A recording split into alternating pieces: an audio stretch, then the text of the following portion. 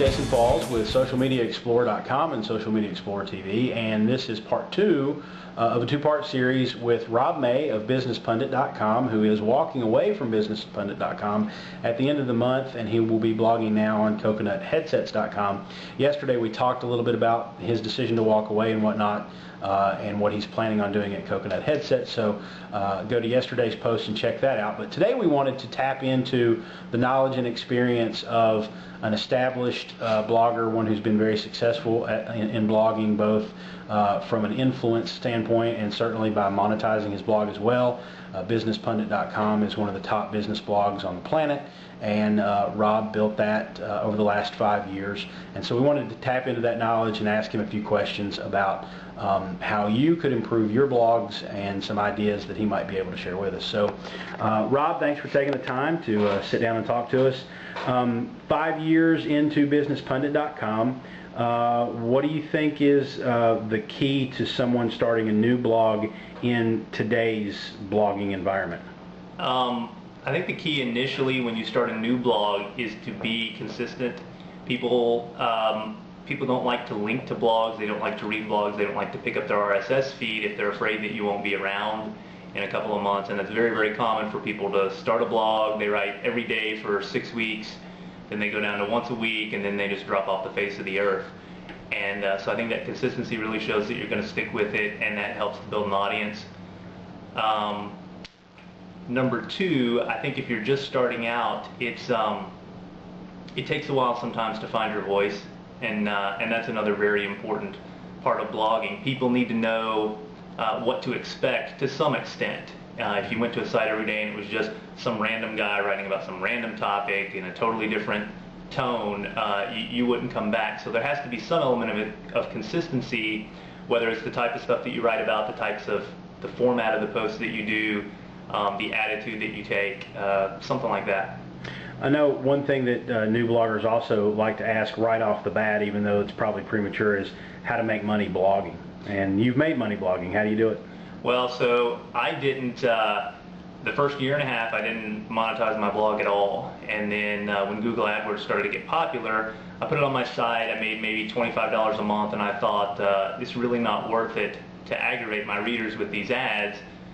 So I took them back off, and it was about another year before a company called me to sell some text links, and I told them I wasn't interested, and they said, we're ready to pay $600 a month. And I said, what, $600? Okay, yeah, let's talk about this.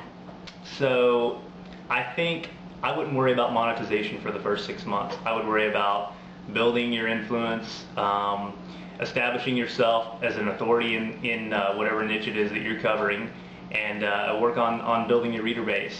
And once you've proven that you can deliver value to your readers, they'll be more accepting of the ads. So, content is king is a phrase that you hear a lot these days, and I know that content in blogging has changed since you started. In the last year or so, what are some of the tricks of the trade you've learned and developed to make sure that you're continuing to churn out that content? Titles matter a lot these days. Just to give an example of something that happened about a year ago, I had a post, I submitted it to Reddit, it didn't go anywhere, so I thought, well, I'll just delete it. I don't like my username to have too many of my own submissions in there, particularly if they're not successful.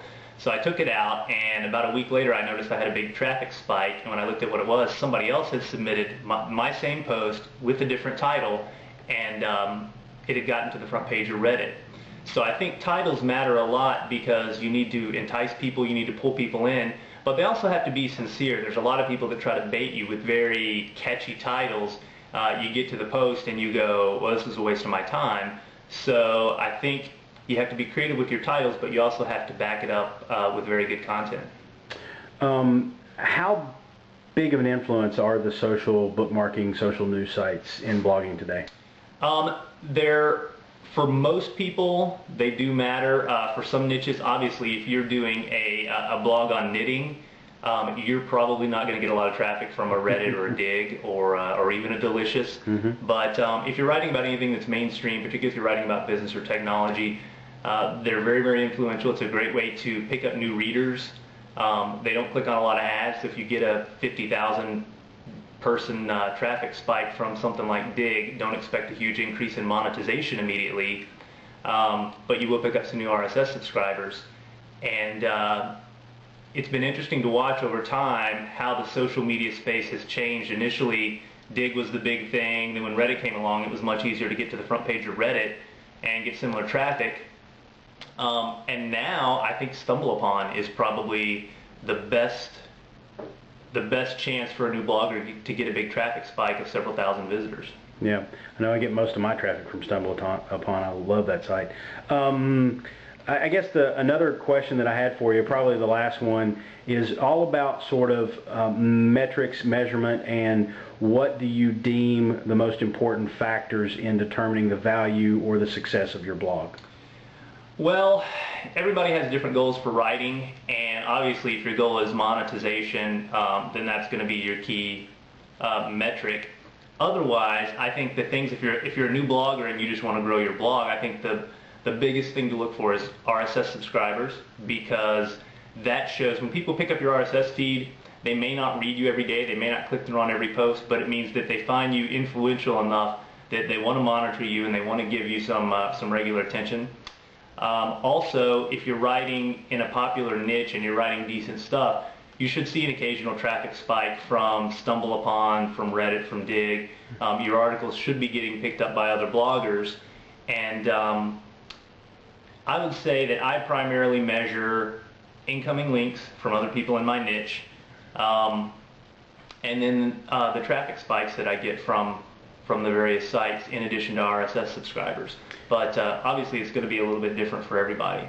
I guess Technorati Authority is sort of tied to that inbound links, incoming links. Right. How important is that? It's nice to have, but I don't know that it particularly leads to a lot of traffic. Primarily, your inbound links are going to determine your Google PageRank, which is going to help you get a lot of good search traffic. Yeah. Another thing that I would encourage new bloggers to do is spend some time writing some very, very high quality pieces that can become that can send you a lot of traffic by being on the first page of Google search results for certain terms. Two of my posts in particular, the most popular post I ever wrote was called How to Network for Introverts. And if you Google how to network, it's the very first post that comes up. I mean, it sends me over 1,000 unique visitors every month, even though I wrote it, a year and a half ago. Wow, good stuff. Rob May with BusinessPundit.com, soon to be with, and soon to be with CoconutHeadsets.com, one of the more successful business bloggers out there, and we've been happy to pay a visit with him. Talked a little bit yesterday about him changing over from Business Pundit to Coconut Headsets, and then of course getting his tips and tricks today. So thanks to Rob. I'm Jason Falls with Social Media Explorer and Social Media Explorer TV. Thanks for watching.